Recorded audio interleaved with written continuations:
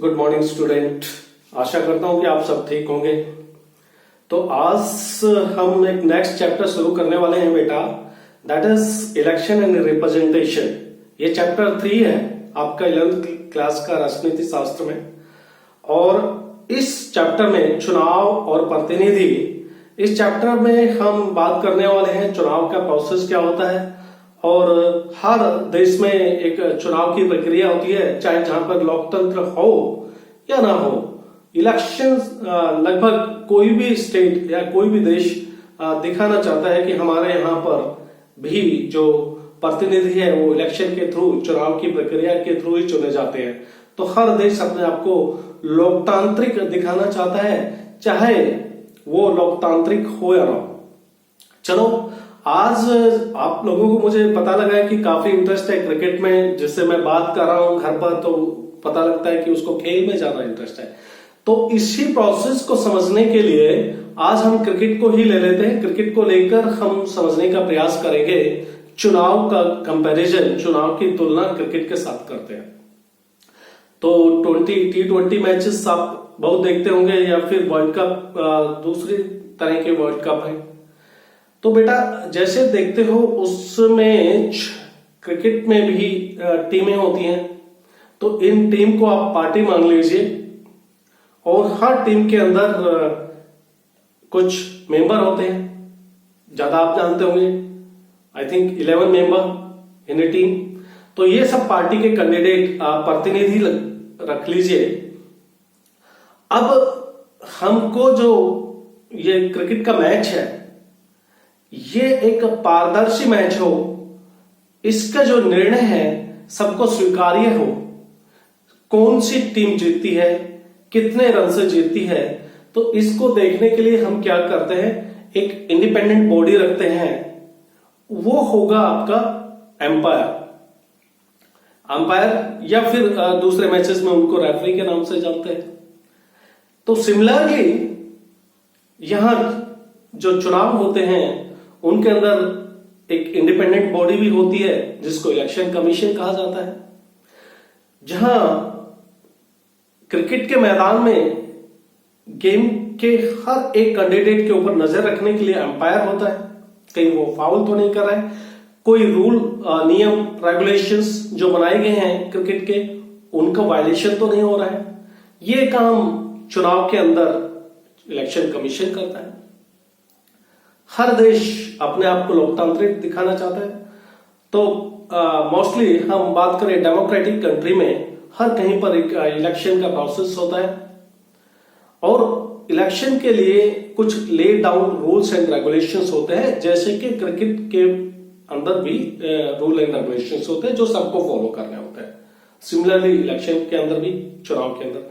तो अगर हम बात करें तो चुनाव एक प्रोसेस है, एक प्रक्रिया है, एक सिस्टम है, जिससे हम किसी एक कैंडिडेट को चुनकर लाते हैं देश की संसद के अंदर, या फिर किसी राज्य की विधानसभा के अंदर, या फिर राष्ट्रपति का चुनाव हो, या उपराष्ट्रपति का चुनाव, या फिर राज्यसभा के चुनाव, या विधान परिषद के चुनाव, जहां जहां पर विधान परिषद होती है।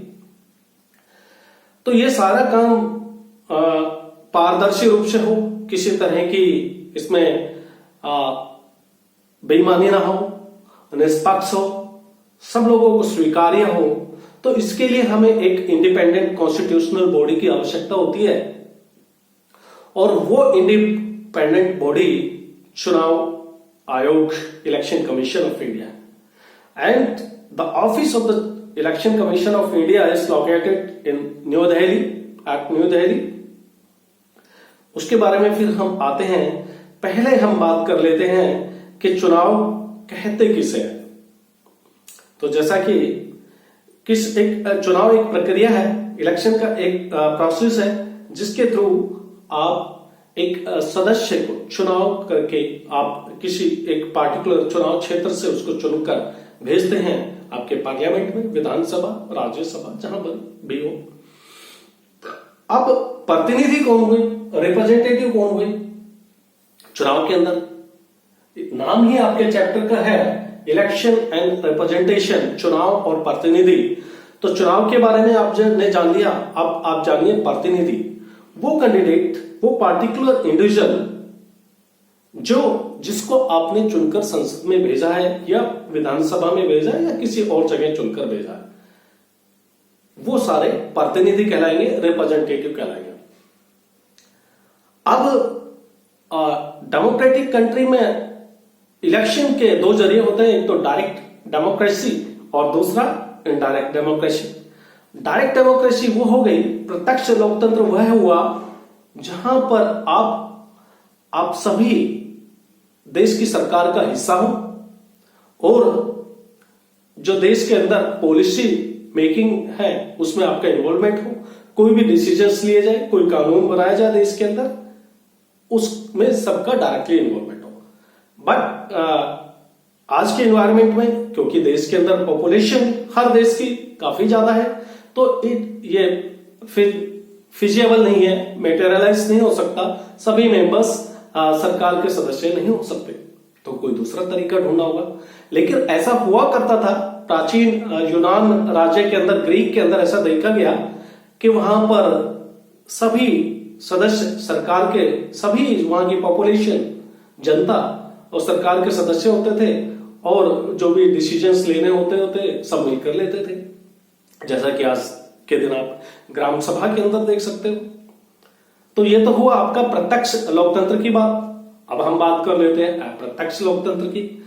तो बेटा, आज के दिन जो अपने देश के अंदर या फिर किसी भी डेमोक्रेटिक कंट्री के अंदर जो प्रोसेस हम अपना रहे हैं, that is the indirect democracy. अप्रत्यक्ष रूप से आपका डायरेक्टली इन्वॉल्वमेंट नहीं है पॉलिसी मेकिंग, डिसीजन लेने में, देश के लिए कानून बनाने में, but you are indirectly involve. आप कैसे इनडायरेक्टली इन्वॉल्व है? क्योंकि वो जो प्रतिनिधि है वो आपके एक पार्टिकुलर कॉन्स्टिट्यूएंसी से, एक चुनाव क्षेत्र से, वहां पर और भी प्रतिनिधि और भी इलेक्शन के अंदर और दूसरे भी कैंडिडेट पार्टिसिपेट किए होंगे और उस पार्टिकुलर कैंडिडेट को, जिसको आपने विजयी करके संसद में भेजा है या विधानसभा में भेजा है, उसने आपका विश्वास जीता है, आपने उसको वोट दिया है और सबसे ज्यादा वोट दिया है। अपने देश के अंदर जिसको सबसे ज्यादा वोट मिले वही विजयी होता है। एफपीटीपी सिस्टम बोलते हैं इसको, आगे पढ़ने वाले हैं। कई तरह की चुनाव प्रक्रिया है, इसके बारे में हम आगे देखेंगे चैप्टर में, चिंता नहीं करना। तो उस इंडिविजुअल को बाकी सभी से ज्यादा वोट मिले बिकॉज आप सबने उसको वोट डाला, इसलिए वो चुनकर गया और वो जो संसद के अंदर या राज्य की विधानसभा में निर्णय लेगा वो अप्रत्यक्ष रूप से उसमें आपका इन्वॉल्वमेंट है। बिकॉज वो चुनाव प्रचार के दौरान जब आपसे मिलने आए होंगे तो देश की जनता ने उनके सामने कुछ वादे रखे होंगे, कुछ नए कानून बनाने के लिए मांग रखी होंगी और उनके बारे में उसने अपने, या भी इलेक्शन का मैनिफेस्टो है, उस पार्टी ने चुनाव के घोषणा पत्र में डाला होगा और आपको किसी एक पार्टी का जो इलेक्शन मैनिफेस्टो पसंद आया होगा, इसलिए आपने उसको वोट डाला और इस वजह से वो जीतकर पार्लियामेंट या फिर राज्य के किसी प्रांत के विधानसभा में पहुंच गया। तो ये तो आपने समझा चुनाव, प्रतिनिधि, प्रत्यक्ष लोकतंत्र, अप्रत्यक्ष लोकतंत्र। अब बेटा बात करते हैं हम भारत के अंदर चुनाव व्यवस्था की। भारत के अंदर आखिर चुनाव व्यवस्था कैसी है? पहले तो आप ये जान लीजिए कि हमारे देश के अंदर पहले जो मुख्य चुनाव आयुक्त थे डॉक्टर सुकुमार सेन हुआ करते थे और उनके सामने या कि उनकी नजरों के सामने पूरा प्रोसेस पहली बार चुनाव हुए और उनका जैसे ही अपने देश में कॉन्स्टिट्यूशन लागू हुआ तो उनको नियुक्त किया गया मुख्य चुनाव आयुक्त। उस टाइम वो एक सिंगल मेंबर बॉडी हुआ करती थी, चुनाव आयुक्त सिर्फ मुख्य चुनाव आयुक्त ही होते थे। और ये जो इलेक्शन कमीशन है, इसका गठन, इसका प्रोसेस, इसकी शक्तियां, इसकी कार्य प्रणाली, इसके बारे में कैसे चुनाव आयोग बनेगा, उसके सदस्य कितने होंगे, सदस्यों के लिए एलिजिबिलिटी क्या होगी, कौन उसका अपॉइंटमेंट करेगा, किसकी रिकमेंडेशन पे होगा, और अगर किसी तरह का कोई जो इलेक्शन कमिश्नर कोई किसी तरह की ऐसी प्रूव्ड मिसबिहेवियर या इनकैपेसिटी होगी तो उसको किस तरह से हटाया जाएगा, उनकी सैलरी क्या होगी, ये सब पूरा आपको आर्टिकल 324 से लेकर आर्टिकल 329 तक मिलेगा। जो कॉन्स्टिट्यूशन के जो प्रोविजन है वो पार्ट 15 के अंदर हम इलेक्शन कमीशन के बारे में पढ़ते हैं। जो आपका चुनाव आयोग है उसके सदस्य कितने होंगे, लेकिन थोड़ा फिर भी जानकारी के लिए बता दूं कि स्टार्टिंग में जब इनिशियली ये एक मेंबर एक सदस्य आयोग था और फिर 1989 में इसकी मदद के लिए 2 अन्य आयुक्त, चुनाव आयुक्त को और नियुक्त कर दिया गया। फिर 1989 में ही एक अमेंडमेंट लाकर इसको मल्टी मेंबर बॉडी बना दिया गया, यानी कि बहुत सदस्य, इसमें एक से ज्यादा। तो अगर आज की बात करें, आपके देश के अंदर मुख्य चुनाव आयुक्त सुनील अरोड़ा है और उसके साथ में 2 इलेक्शन कमिश्नर और हैं। ये एक सेक्रेटरिएट है इलेक्शन कमीशन का, दिल्ली में लोकेटेड है, और हर प्रांत के अंदर भी एक इलेक्शन कमिश्नर होगा और उस इलेक्शन कमिश्नर को असिस्ट करने के लिए इलेक्टोरल ऑफिसर होंगे और इलेक्टोरल ऑफिसर को मदद करने के लिए आपके डिस्ट्रिक्ट मजिस्ट्रेट होंगे। जिस तरह से पूरे राज्य के अंदर किस तरह से चुनाव कंडक्ट होता है, इस तरह से रेस्पॉन्सिबिलिटी होती है। अब चुनाव आयोग का, ये इलेक्शन कमीशन का काम क्या है, आप भली भांति जानते हो। आप जिनकी भी एज 18 ईयर्स हो जाती है या उसके बाद जो नहीं बना पाए तो उनके वोटिंग आइडेंटिटी कार्ड बनाना, एक इलेक्ट्रोल रोल तैयार करना और रेगुलर उसको अपडेट करते रहना। जिनकी डेथ हो जाती है उनको लिस्ट से निकाल देना और नए जो एक एज को लिमिट तक पहुंच जाते हैं उनको उसके मेंबर बना देना, आइडेंटिटी कार्ड इश्यू कर देना और कॉन्स्टिट्यूएंसी का, चुनाव क्षेत्र का डिलिमिटेशन करना। पूरे देश के अंदर राष्ट्रपति से लेकर उपराष्ट्रपति की राज्य की विधानसभा, कुछ राज्यों में जहां पर विधान परिषद है उनके चुनाव कराना, लोकसभा के चुनाव कराना, ये सारी रेस्पॉन्सिबिलिटी, या फिर राज्यसभा के चुनाव कराना पूरी इलेक्शन कमीशन की रेस्पॉन्सिबिलिटी है। जैसे कि हर स्टेट में इलेक्शन कमीशन है। दिल्ली में जो मुख्य चुनाव आयुक्त है उसकी मदद कर, नॉर्मली जो मुख्य चुनाव आयुक्त है वो एक रिटायर्ड आईएएस ऑफिसर होता है। उसकी मदद के लिए आज के दिन 2 और अन्य चुनाव आयुक्त हैं। ये एक ऑटोनोमस बॉडी है, कॉन्स्टिट्यूशनल बॉडी है।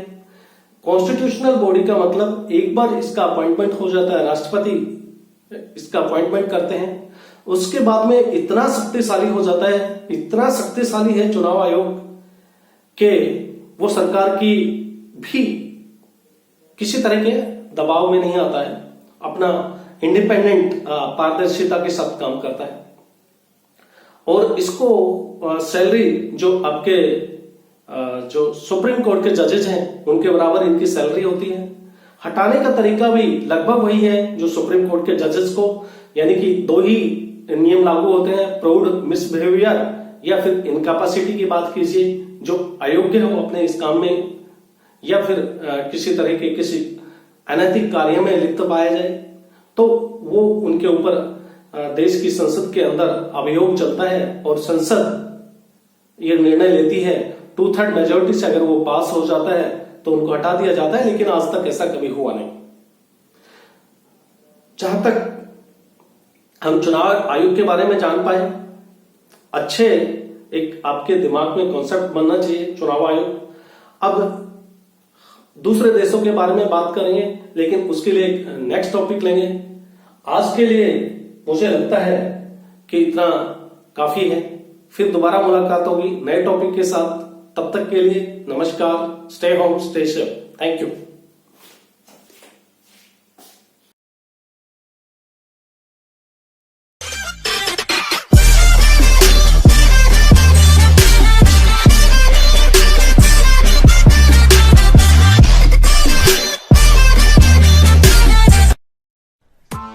Press the bell icon on the YouTube app and never miss another update.